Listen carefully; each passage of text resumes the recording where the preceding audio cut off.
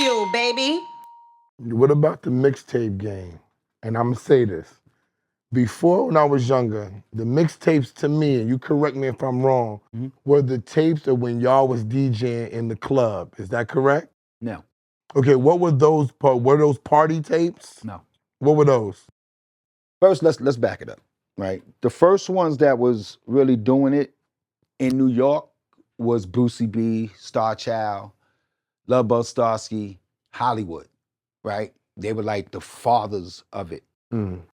And then when I came in the S&S Club with Star, and keep in mind, the S&S Club, it was the top drug dealers, killers, like everybody was in this place. Like, and if you was there, it was a dangerous place. But it was if they had love for you, it was what it was.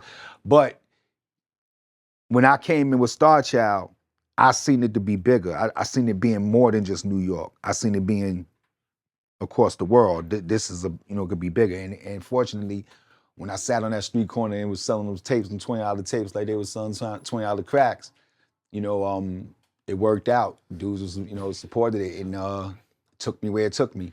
$20 mixtape. Nobody knew who I was. I was. But what were the mixtapes consisting of, kid? Were they let me music? tell you. That's what I'm saying. Right. So when it first started with me and Star, we were making them in the club, me and him. Then when me and him stopped playing together, I started going on the road doing little things. And then when I came back, I started playing at Studio 54. Red Alert got me in 54. After I left 54, I said, damn, what I'm gonna do now? I went to Trader Horn and I bought 100 tapes. And I sat in my crib and put 6 tape decks and copied all these tapes all night. Went outside the next day by Rucker and put a little $20 sign on it. Sat on the street corner just like this. And chicks was driving by, bad chicks driving by in cars laughing and shit like I was peddling. I'm sitting there like this. It got so bad I had to put 14 chains on my neck to look good like I'm doing all right. Right? So I'm sitting there and I'm hustling my shit. And dudes would walk in, $20 a mixtape, who are you? Capri. So put my shit in your car, play the beginning. When you hear the beginning, you're gonna come back and buy everything I got. And then go put it in this car, come back, bought everything. And it kept going like this until I heard my tape in every car that was driving by in Harlem.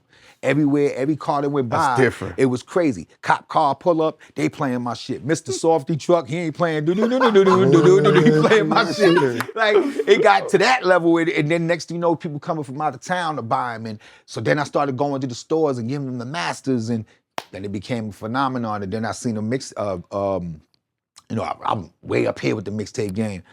And then I seen magazine. I got signed to my first album deal, and I seen the publicist. She put these 4 magazines in front of me, and she said, "Yo, look." And it said, Kid Capri, the only DJ and the only human being to ever make millions of dollars off of street mixtapes. When I seen that, I was like, you know what? I'm done.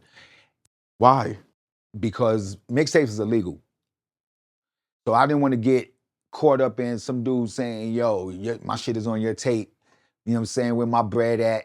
Then it becomes a tax thing. I wish I paid all my taxes, but it became that. It was like, you know what? It was a stepping stone for me. When I did it, it was me write my name on it, write a date on it. When I got it hot, and all the DJs started doing mixtapes, they started putting barcodes on it. They started putting pictures on it, and they made it they put too much on it. And then next thing you know, what I knew what was gonna happen before I got out of it, drama gets knocked. So I seen that way ahead. So when I seen that, the doo-wop thing we did with me and doo-wop was the last thing, and then I took my career a different way. Let me say this, right?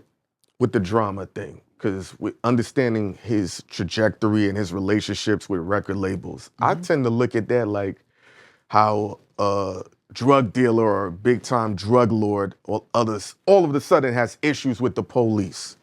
And now it's time to wrap it up. There's no reason that should have happened to Drum. Absolutely not. Because for me, see, my tape's never been based on the exclusive. My tape always been based off, I want my shit as hot as possible, no matter what it takes to make it. So you'll hear exclusives here and there, but it never was based on that, right? So when it got to the era of it being based on that, where he was doing, when Drama was doing the artist tapes and stuff like that, it was helping the artists. It was helping the record labels. In the same way I was doing, the same way Clue was doing. So, where it kind of was, where it's illegal, it was helping. It the was music marketing business. and promotion. It was the best marketing you could get for somebody that was signed to a label that wasn't doing nothing for the artist. You know what I'm saying? So it was like, that's why not too many people did get knocked. Drama, it just happened to Drama, because Drama started doing it on a bigger level with the barcodes and doing it with the pictures. It was on the high. It was on the high. It was crazy. Like this is a real album, and I'm So the getting barcode is really the issue. So now it brought a different attention to it, and you know, it's the same in the weed game. You know, the weed game wasn't gonna be legal until the government gonna get their money from it. So you gonna go put mixtapes out there, they know that it's out there, they ain't gonna get no bread. You know, so what's that like? Because, you know, even at the height of when, you know, Jay-Z selling, Biggie, Puff, all of that, albums, if it's a deluxe, it might be $20. That way, we talking about later on. You doing this early on for $20. Absolutely. Like how that's astronomical money if we adjust for inflation. That would be the equivalent of You talking about $60 now. That'd be a $60 mixtape. You talking about a tape I paid $1 for? I paid $1 for it, and I made a $19 profit off of each tape I made. And that was the $20 tapes. What about the tapes that they were paying $1,000 for? Why was they paying the stack? Why was they paying the stack? Hold on. He's saying Alpo. Alpo will come in my party, and whatever tape I'm recording, yo, kid, let me get that. Nah, Po, you can't get. Yo, I'll give you 300. Nah, I'll give you 500. Nah, I'll give you. Go ahead, take the tape, Po. So I had people in the streets paying $100 because I had drug dealers that wanted to show that they could pay more for a tape than the next dude. So he'll pay 500 when this dude paid 300. It was like that. It was so crazy. I was making $2,000 an hour. I come out with 100 tapes, them shits be going an hour. I come back with another 100. And I was making, let me tell you something.